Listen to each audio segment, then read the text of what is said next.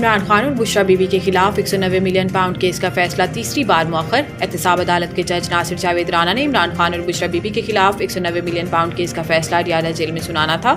जज नासिर जावेद राना का कहना था कि मैं सुबह 8:30 बजे से अदालत में मौजूद हूँ। पानी PTI को 2 बार पैगाम भेजा लेकिन वो नहीं आए और ना ही बुशरा बीबी या इनके वकला की तरफ से कोई पेश हुआ। इमरान खान की जानिब से कहा गया है कि जब तक मेरी फैमिली या वकला में से कोई नहीं आ जाता तो मैं कमरा अदालत में नहीं आऊँगा। जज नासिर जावेद राना का कहना था कि मैं 2 घंटे से कमरा अदालत में इंतजार कर रहा हूं लेकिन कोई नहीं आया। फैसला सुनाने के लिए मुल्जिमान को एक और मौका दे रहा हूं। अब केस का फैसला 17 जनवरी को सुनाया जाएगा। डील का तासुर गलत है। अलकादिर केस का हुकूमत के साथ मुज़ाकरात से कोई ताल्लुक नहीं। सलमान अकरम राजा। इमरान खान और बुशरा बीबी के खिलाफ अलकादिर ट्रस्ट फैसला मौखर होने के बाद रियादा जेल के बाहर मीडिया से गुफ्तगू करते हुए सलमान अकरम राजा का कहना था कि हुकूमत के साथ हमारे मुज़ाकरात जारी हैं। अलकादिर ट्रस्ट केस का मुज़ाकरात से कोई ताल्लुक नहीं।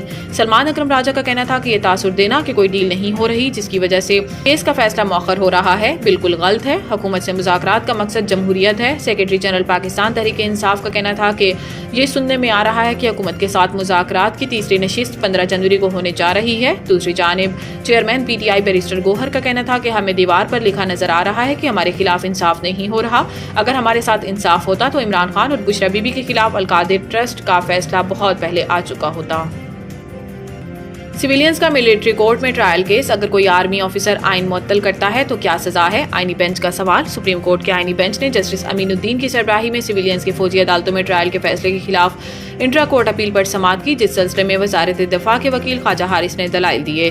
समाअत के आगाज में वजारत दिफा के वकील ने दलाइल दिए कि सुप्रीम कोर्ट ने आर्मी एक्ट के सेक्शन 59(4) को भी गलतदम करार दे दिया। इस पर जस्टिस मंदोखेल ने कहा कि आर्मी एक्ट में कई जुराइम का जिक्र भी मौजूद है। एक्ट के मुताबिक तमाम जुराइम का इतलाक फौजी अफसरान पर होगा। ख्वाजा हारिस ने कहा कि सिविलियंस का ट्रायल आर्मी एक्ट के सेक्शन 31D के तहत आता है। फौजी अदालतों को आइन ने भी तस्लीम किया है।